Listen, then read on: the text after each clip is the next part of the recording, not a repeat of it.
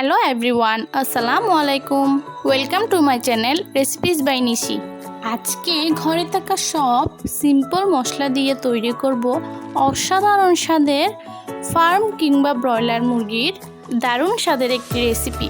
কচুরমুখি ও আলু দিয়ে তৈরি অসাধারণ স্বাদের এই চিকেন কারি রেসিপিটি একবার বাসায় তৈরি করে দেখুন, এর স্বাদ কখনোই ভুলতে পারবেন না। চিকেন কারি তৈরি করার জন্য এখানে 1 কেজি পরিমাণ পরিষ্কার করে ধুয়ে রাখা মুরগির মাংস নিয়েছি।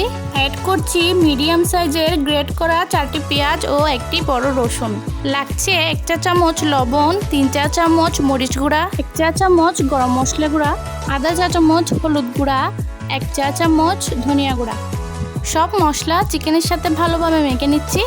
এবার চুলার মিডিয়াম আঁচে একটি বড় হাঁড়িতে দিয়ে দিচ্ছি আধা কাপ পরিমাণ তেল সামান্য গরম হয়ে এলে দিয়ে দিচ্ছি 2টি তেজপাতা, 2টি পোলাও পাতা ও 4টি লবঙ্গ, 4টি এলাচ এবং 4টি দারচিনি টুকরা।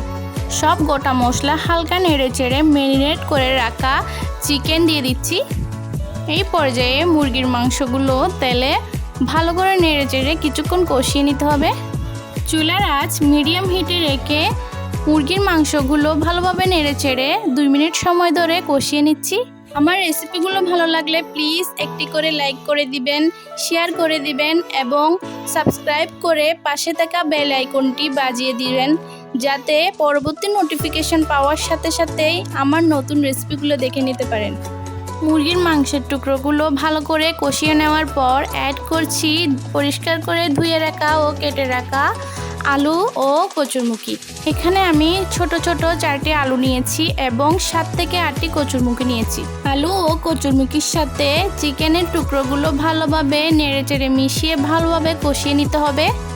প্রায় 2 মিনিট মাংসের টুকরোগুলো কষিয়ে নেওয়ার পর অ্যাড করছি 4 কাপ পরিমাণ পানি। আপনারা চাইলে 3 কাপ পরিমাণ পানিও দিতে পারেন। এতক্ষণ সময় পর্যন্ত যারা আমার ভিডিওটি দেখছেন প্লিজ জানিয়ে দিবেন রেসিপিটি আপনাদের কেমন লেগেছে। আমার রেসিপি সম্পর্কিত যে কোনো মতামত জানাতে পারেন কমেন্টসের মাধ্যমে। মুরগির মাংসের মধ্যে পানি দেওয়ার পর ঢাকনা লাগিয়ে হাই হিটে রান্না করছি 5 মিনিট।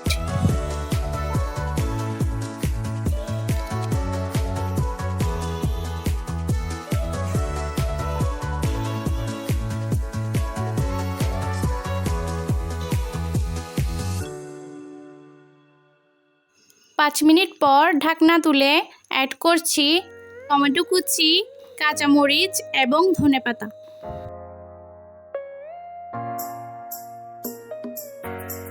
অ্যাড করছি 1 চা চামচ পরিমাণ লবণ। সব কিছু নেড়েচেড়ে মিশিয়ে দিচ্ছি এবং ঢাকনা লাগিয়ে রান্না করছি চুলার একেবারে লো আছে 2 মিনিট সময় ধরে।